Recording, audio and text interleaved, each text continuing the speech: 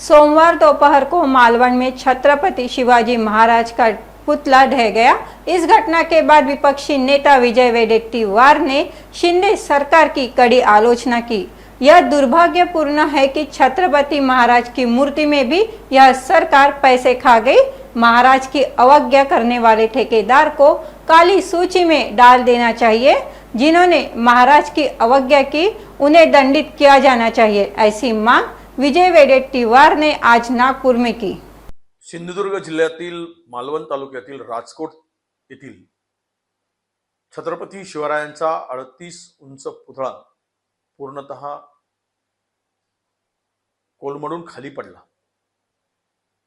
खरं तर महाराज हे महाराष्ट्राचं स्वाभिमान, स्वराज्याचं मूळ, आणि हा 38 उंच पुतळा उभा करत असताना ज्या कंत्राटदाराला काम दिलंय तो कंत्राटदार मूळचा ठाण्यातला। अरे छत्रपती शिवरायांचं काम पुतळ्यांचं उभारणी करताना सुद्धा निकृष्ट दर्जाचं करताय, तिथे सुद्धा तुम्ही टक्केवारी खाताय। म्हणजे तुम्हाला महाराजांना सुद्धा सोडायचं आणि टक्केवारी आणि कमिशन खाताना हे यातून स्पष्टपणे दिसत आहे। ही दलाली आहे।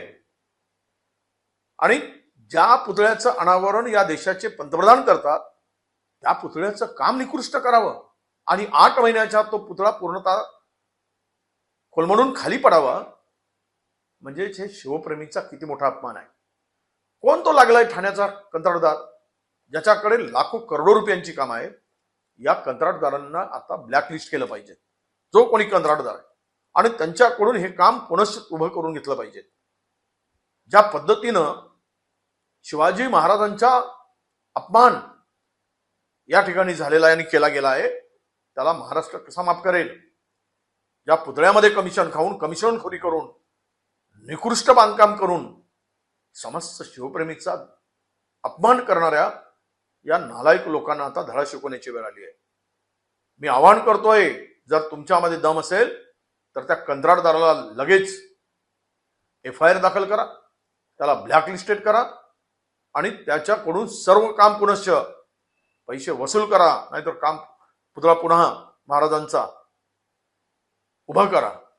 ज्या महाराजांनी या स्वतंत्र भारतातले पहिले देशी आरमार कोणी उभं केलं असेल? छत्रपती शिवरायांनी उभं केलं।